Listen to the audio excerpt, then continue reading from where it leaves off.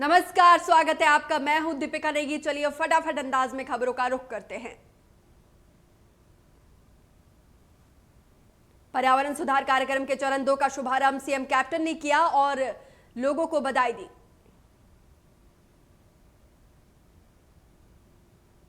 पर्यावरण सुधार चरण 2 का मुख्य लक्ष्य लोगों को पीने योग्य पानी, एलईडी स्ट्रीट लाइट और सीवरेज समस्या से निजात दिलाना है।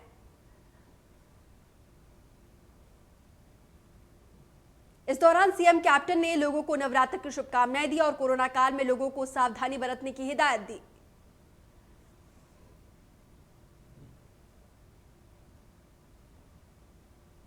शाही शहर पटियाला में दशहरे की तैयारी जोरों पर। 25 अक्टूबर को दशहरे वाले दिन सीएम कैप्टन अमरिंदर 1100 करोड़ रुपए के विकास प्रोजेक्ट का उद्घाटन करेंगे और जनता को समर्पित करेंगे। इस कार्यक्रम में कोई चूक ना हो, इसके लिए डिप्टी कमिश्नर ने जिला अधिकारियों के साथ मीटिंग की और अधिकारियों को दिशा निर्देश जारी किए।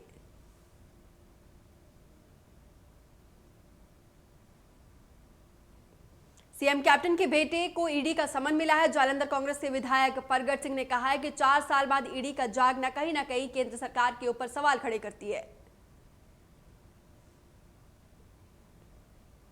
विधायक परगट सिंह ने कहा कि हम सब कानून के दायरे में रहना जानते हैं, जो भी कानून में है उसे मानते हैं और आगे भी मानते रहेंगे।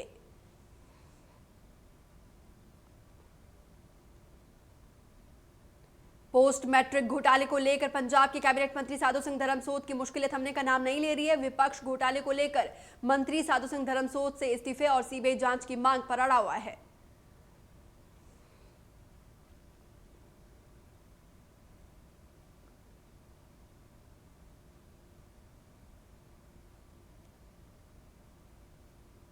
जालंधर के देवी तालाब मंदिर में नवमी वाले दिन नवरात्र व्रत संपन्न करने वाले श्रद्धालुओं ने कंचक पूजन की। इससे पूर्व मां दुर्गा के 9वें स्वरूप मां सिद्धिदात्री की पूजा अर्चना की।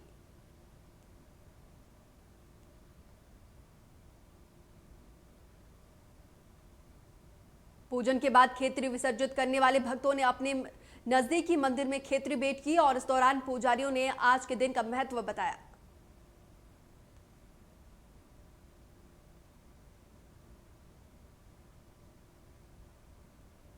महाअष्टमी की धूम मोगा में भी देखने को मिली। श्रद्धालुओं ने कोरोना नियमों के पालन के साथ कंचक पूजन किया।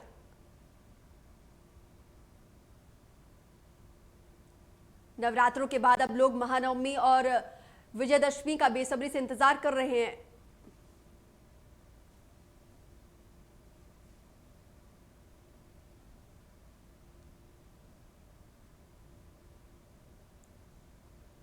विश्वविख्यात शक्तिपीठ ज्वालामुखी मंदिर में नवमी की धूम रही। मां के प्रति श्रद्धालुओं की अगाध आस्था देखने को मिली।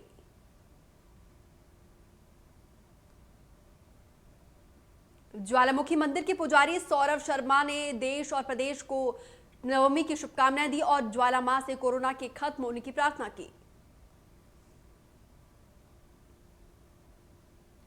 मां ज्वाला के दर पर श्रद्धालुओं के पहुंचने का क्रम जारी है। वहीं कोरोना काल में भी प्रशासन और मंदिर न्यास ने श्रद्धालुओं की सुविधा के पुख्ता इंतजाम किए हैं और श्रद्धालुओं ने प्रशासन के इंतजाम पर खुशी जाहिर की।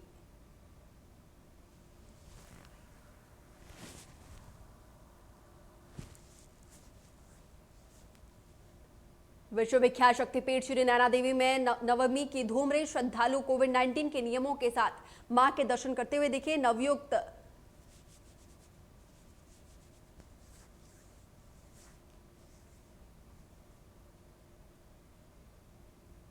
बिलासपुर के नवनियुक्त जिलाधीश रोहित जामवाल ने श्री नैना देवी के दर्शन किए। बिलासपुर के जिलाधीश का पदभार संभालने के बाद श्री नैना देवी के दर्शन का यह पहला दौरा है।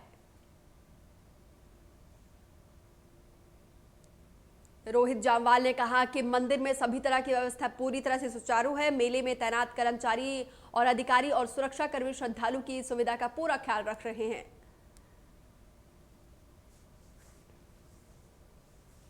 पंजाब में अनाज चोरी की घटना को देखते हुए दूरी आड़ती एसोसिएशन ने अनाज मंडी में सीसीटीवी कैमरास लगाए और जिसके बाद मंडी में पैनी नजर रखी जा सकेगी। वहीं धुरी के डीएसपी ने आड़ती एसोसिएशन के इस कदम की सराहना की और कहा कि सीसीटीवी की मदद से इस घटना को ट्रेस करने में मदद मिलेगी। इस दौरान डीएसपी ने कहा कि हर एक व्यापारिक संस्थाओं को भी सीसीटीवी कैमरे लगवाने चाहिए ताकि उनकी संस्थाओं पर तीसरी आंख का पहरा बना रहे।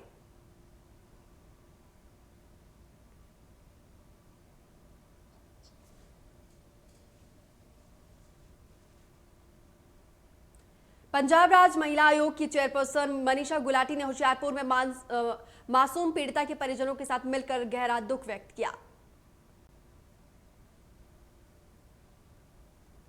मनीषा गुलाटी ने इस मामले की जांच में तेजी लाने की अपील की और जल्द चालान को अदालत में पेश करने को कहा और ताकि दोषियों की सजा मिल सके। इस दौरान मनीषा गुलाटी ने महिला आयोग और पंजाब सरकार की तरफ से पीड़ित परिवार को हर संभव मदद का आश्वासन दिया।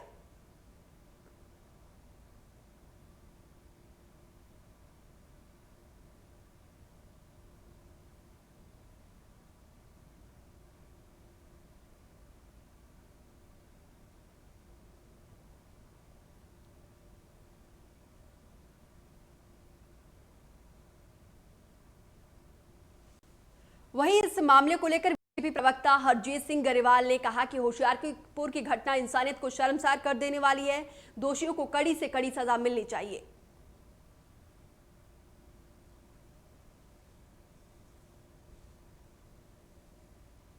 फाजिल्का में दलित की पिटाई पर एससी आयोग ने संज्ञान लिया, जिसके बाद एसएसपी हरजीत सिंह ने मामले में एससी की धारा के तहत कार्रवाई करते हुए एफआईआर दर्ज की।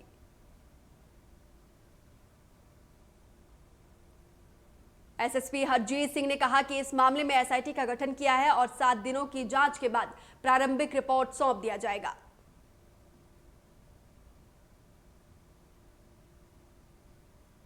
पटियाला के अलीपुर रोड में जस्सी मोटर गैराज में शॉर्ट सर्किट के चलते आग लगी और 2 गाड़ियां जलकर खाक हो गई और लाखों का नुकसान हो गया।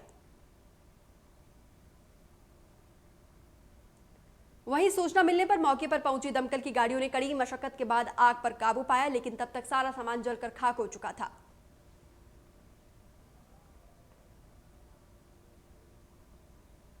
जालंधर कैंट के दीपनगर इलाके में 3 लुटेरों ने दुकानदार के साथ मारपीट की और पीड़ित युवक के पास से सोने की चेन और हजारों की नकदी लेकर फरार हो गए। पीड़ित दुकानदार दुकान बंद करके घर लौट रहा था और रास्ते में बदमाशों ने वारदात को अंजाम दिया, जिसकी पूरी घटना सीसीटीवी में कैद हो गई। वहीं पुलिस ने मामला दर्ज किया और सीसीटीवी की मदद से जांच में जुट गई है।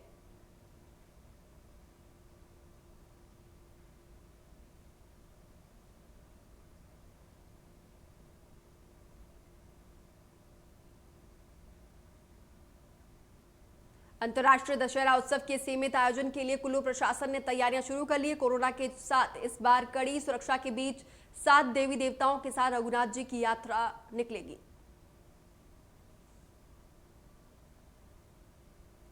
दशहरा उत्सव में सुरक्षा के लिहाज से प्रशासन ने पुलिस और होमगार्ड के 635 जवान तैनात किए गए हैं, जो उत्सव के दौरान सुरक्षा और कानून व्यवस्था का बनाए रखेंगे।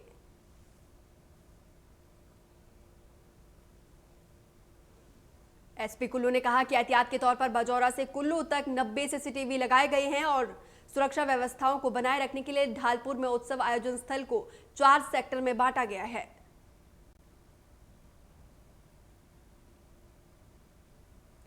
नालागढ़ में बड़े शहरों के तर्ज पर सिटी चौकी बनाई जाएगी। सिटी चौकी बनने से शहर में यातायात व्यवस्था मजबूत होगी और वहीं आपराधिक गतिविधि पर भी अंकुश लगाया जा सकेगा।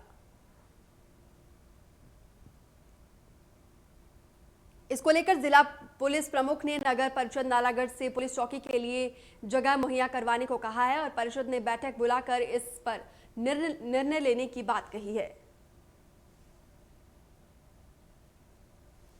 सिटी चौकी बनने से नालागढ़ पुलिस थाना का भार भी कम होगा। नालागढ़ में व्यवस्था अच्छी बनी रहेगी।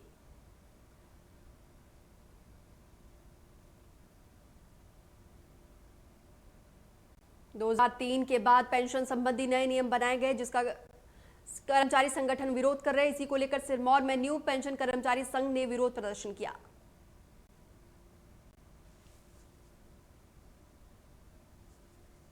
नाहर में कर्मचारी संगठनों ने जमकर प्रदर्शन किया और उपायुक्त सिरमौर के जरिए सीएम जयराम ठाकुर को ज्ञापन सौंपा और कर्मचारी संघ ने सरकार को अल्टीमेटम दिया।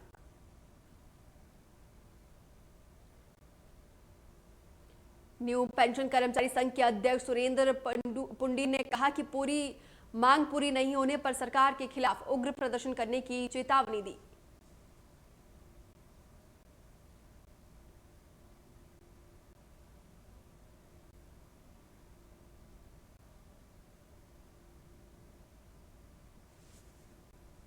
किन्नौर के पुरवनी गांव में आग लगने से करीब 10 लाख का 10 मकान जो जलकर खाक हो गए। वहीं सीएम जयराम ठाकुर ने ट्वीट कर दुख जताया और इस घड़ी में सरकार प्रभावित परिवारों के साथ है।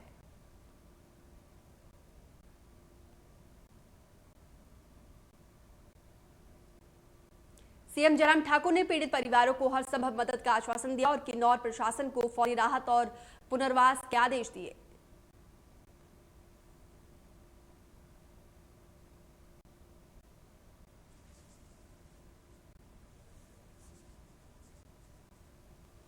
कुल्लू में फर्जी वोट बनाने के मामले में नगर परिषद कुल्लू ने के उपाध्यक्ष गोपाल कृष्ण महंत ने सभी आरोपों का खंडन किया और कहा कि ये सभी वोट नियमों के मुताबिक बनाए जा रहे हैं।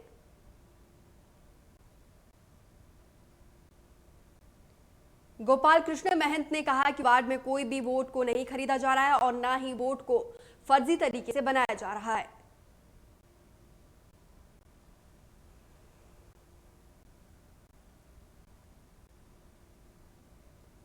नालागढ़ बिजली विभाग ने आरा मशीन मालिक को 25,000 रुपए का बिल थमाया। पीड़ित मालिक का कहना है कि लॉकडाउन के चलते आरा मशीन नहीं चली है, लेकिन विभाग ने इस तरह का बिल कैसे भेज दिया।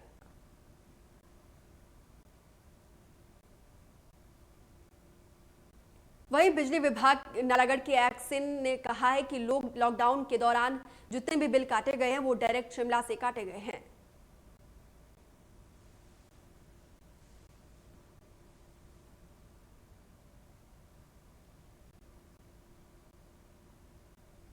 यूपीएससी सिविल सर्विस के लिए प्रीलिम्स परीक्षा 2020 और यूपीएससी भारतीय वन सेवा परीक्षाओं के नतीजे घोषित कर दिए गए हैं। यूपीएससी सिविल सर्विसेज की परीक्षा 4 अक्टूबर को आयोजित की गई थी।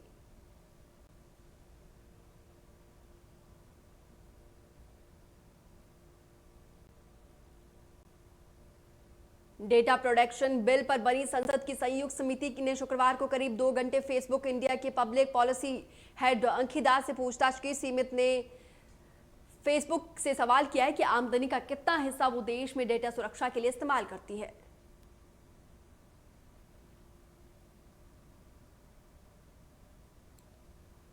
पोलियो के बारे में जागरूकता बढ़ाने के लिए हर साल 24 अक्टूबर को विश्व पोलियो दिवस मनाया जाता है। पोलियो को कभी एक अत्यंत संक्रामक बीमारी के रूप में जाना जाता था, जिससे दुनिया भर में लाखों बच्चे के जीवन को बाधित किया था।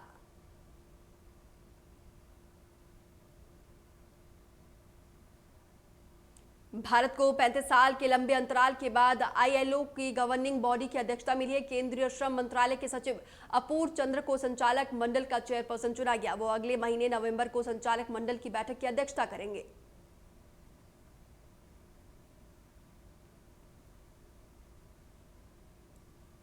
दिल्ली एनसीआर में लगातार बढ़ रहा है प्रदूषण। एनसीआर में हवा में फैल रहा है धुएं का जहर। अगले 2 से 3 दिनों तक प्रदूषण के बढ़ने के आसार।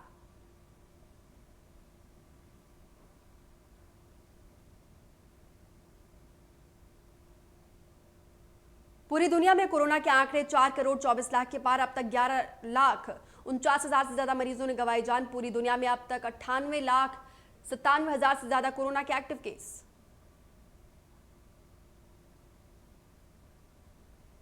अमेरिका में कोरोना ने जमकर मचाई तबाही। कुल मरीजों का आंकड़ा 87,46,000 के पार। अब तक 56,98,000 से ज्यादा मरीज रिकवर।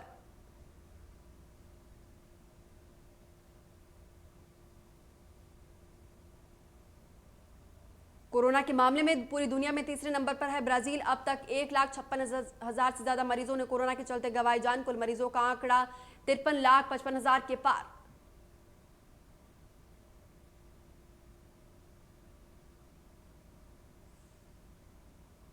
रूस में कोरोना के मरीजों में लगातार हो रहा है इजाफा। कुल मरीजों का आंकड़ा 14,80,000 के पार। अब भी 3,35,000 से ज्यादा एक्टिव केस।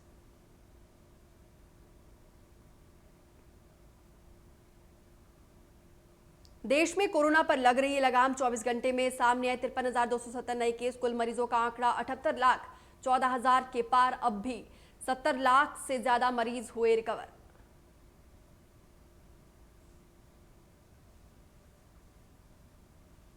महाराष्ट्र में कोरोना से एक दिन में हुई 125 मरीजों की मौत। कुल मौत का आंकड़ा 43,015 के पार। अब भी 1,43,922 से ज्यादा एक्टिव केस।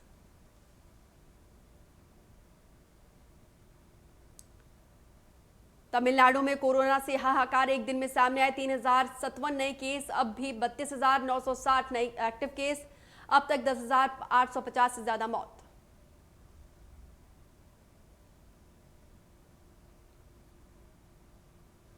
उत्तर प्रदेश में कोरोना से लोगों का बुरा हाल। एक दिन में सामने आए 2,202 नए केस। अब तक 4,18,685 कोरोना मरीजों ने कोरोना को मात दी। वहीं 30,000 से ज्यादा एक्टिव केस।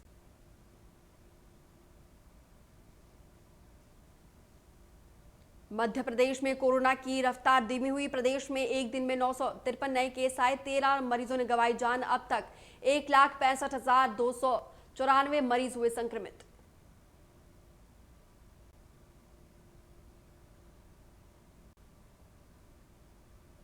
छत्तीसगढ़ में तेजी से बढ़ी रिकवरी रेट। एक हफ्ते में 16,659 मरीज हुए ठीक। प्रदेश में 1 लाख से ज्यादा मरीज हुए रिकवर। इसी के साथ रिकवरी दर जो है 84% के आसपास पहुंचा।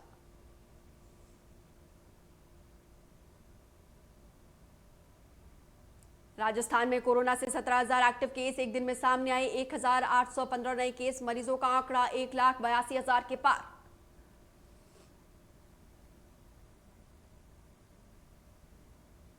दिल्ली में लगातार बढ़ रहा कोरोना संक्रमण। 24 घंटे में सामने आए 4,086 नए केस। 26 मरीजों ने गंवाई जान। 26,000 से ज्यादा एक्टिव केस।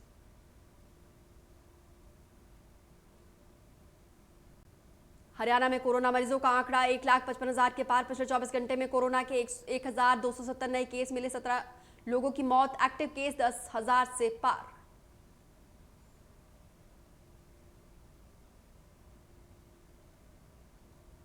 पंजाब में एक दिन में सामने आए कोरोना के 464 नए केस। मरीजों का आंकड़ा 1,30,000 के पार। 4,000 से ज्यादा एक्टिव केस।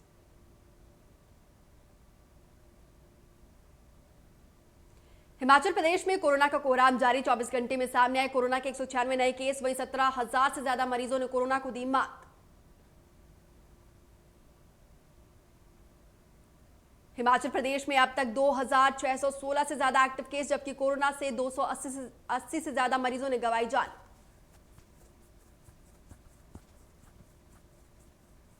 हिमाचल प्रदेश में टॉप 5 संक्रमित जिलों में सिरमौर, सोलन, मंडी, कांगड़ा और राजधानी शिमला शामिल है।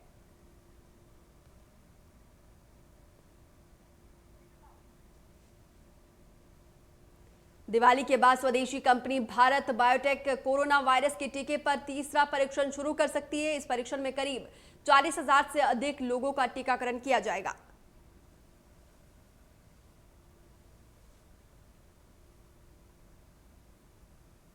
सकारात्मक परिणाम मिलने के बाद भी इसे बाजार में लाया जाएगा। हालांकि बाजार में आने के बाद भी इसे टीके पर परीक्षण चलता रहेगा।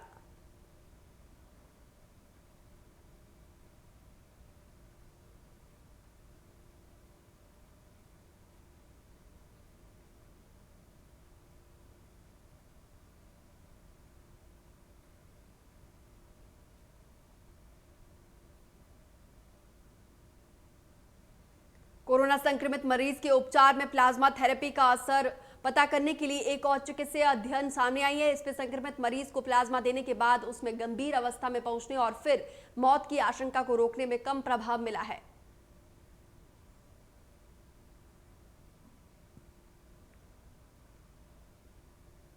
चेन्नई सुपर किंग्स के कोच स्टीफन फ्लेमिंग का कहना है कि मुंबई इंडियंस के हाथों मिली 10 विकेट की हार के बाद टीम में काफी निराशा है।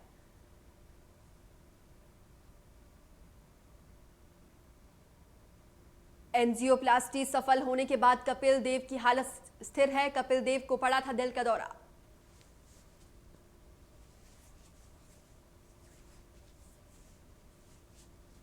मुंबई इंडियंस ने 3 बार विजेता चेन्नई सुपर किंग्स को 10 विकेट से हरा दिया।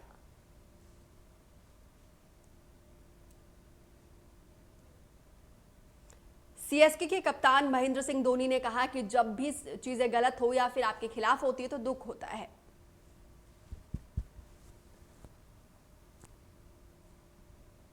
सौरव गांगुली ने क्रिस गेल पर दिया बड़ा बयान, कहा शुरुआती मुकाबलों में बाहर बैठना चुभा होगा।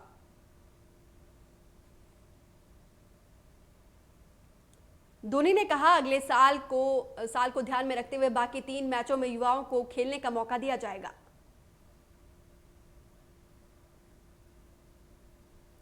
मुंबई इंडियंस के तेज गेंदबाज ट्रेट ने कहा है कि वो चेन्नई सुपर किंग्स के खिलाफ मैच में स्पष्ट सोच के साथ गए थे।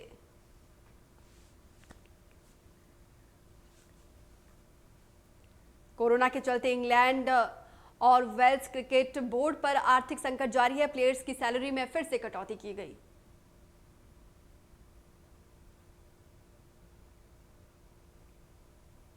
पंकज त्रिपाठी और अली फजल की वेब सीरीज मिर्जापुर 2 रिलीज हो गई। सोशल मीडिया पर इसकी धूम देखने को मिल रही है और इसके जबरदस्त रिस्पांस देखने को मिल रहे हैं।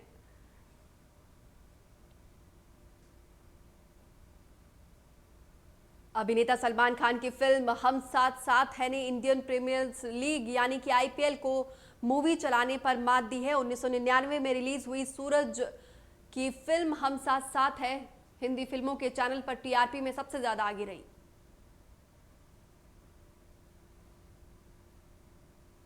टेलीविजन की सबसे चर्चित रियलिटी शो बिग बॉस में सीनियर्स पहली बार दिखे हैं। इस दौरान सीनियर्स ने हिना खान, गौहर खान और सिद्धार्थ शुक्ला शामिल थे, लेकिन शो से बाहर आते ही सीनियर्स ने एक दूसरे पर तंज कसना शुरू कर दिया।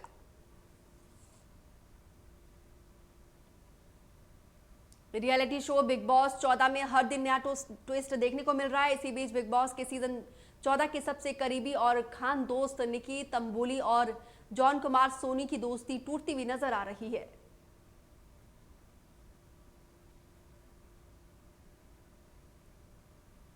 ब्रॉडकास्ट ऑडियंस रिसर्च काउंसिल ने 41वें हफ्ते रेटिंग जारी की है। इस बार बार्क इंडिया रेटिंग लिस्ट में कुछ खास बड़े बदलाव देखने को नहीं मिले। पिछले हफ्ते की तरह भी इस बार टीआरपी में जी टीवी का शो कुंडली भाग्य में बाजी मारते हुए पहले स्थान पर जगह बनाई है।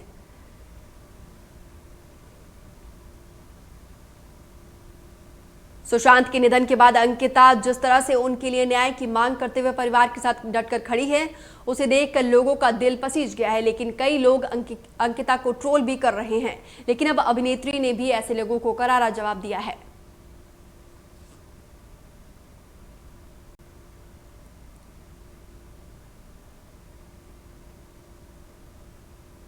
कंगना रनौत की मुसीबतें कम होने का नाम नहीं ले रही है। एक के बाद एक उनके खिलाफ कई शिकायतें दर्ज हो रही है। ताजा मामला उनके ट्वीट से जुड़ा हुआ है, जहां कंगना के खिलाफ न्यायपालिका ने एक बार एक दुर्भावपूर्ण ट्वीट पोस्ट करने के लिए एक आपराधिक शिकायत दर्ज कराई गई है।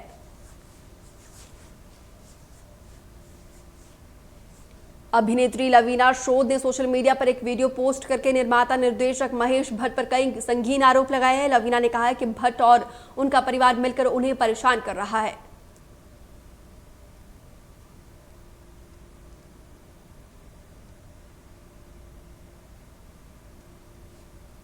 टीआरपी कम रहने के बावजूद भी बिग बॉस के घर पर खूब मसाला मिला है। बीते एपिसोड में भी कुछ ऐसा ही देखने को मिला, जहां पर कैप्टन निशांत मलकानी से कप्तानी छीन ली गई।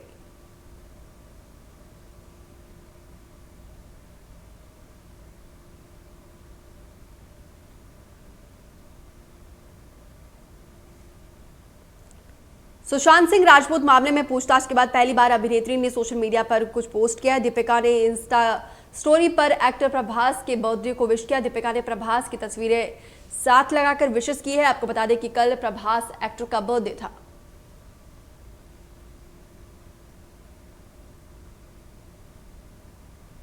ओटीटी प्लेटफॉर्म G5 की ओरिजिनल वेब शो जमाई 2.1 एक बार फिर से अपने दर्शकों का मनोरंजन करने के लिए वापस लौट कर आ रहा है। इस सीरीज में निर्माताओं ने घोषणा कर दी है कि वो अपने इस वेब सीरीज का दूसरा सीरीज लाने के लिए पूरी तरह से तैयारी कर रहे हैं।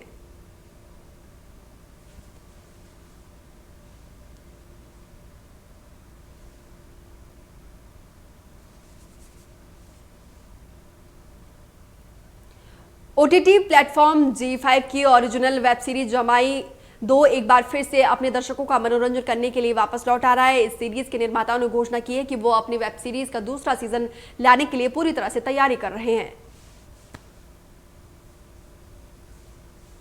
इस बुलेटिन में फिलहाल मेरे साथ इतना ही, लेकिन पंजाब की तमाम बड़ी खबरों को जानने के लिए आप हमारे फेसबुक पेज और यूट्यूब को सब्सक्राइब करें।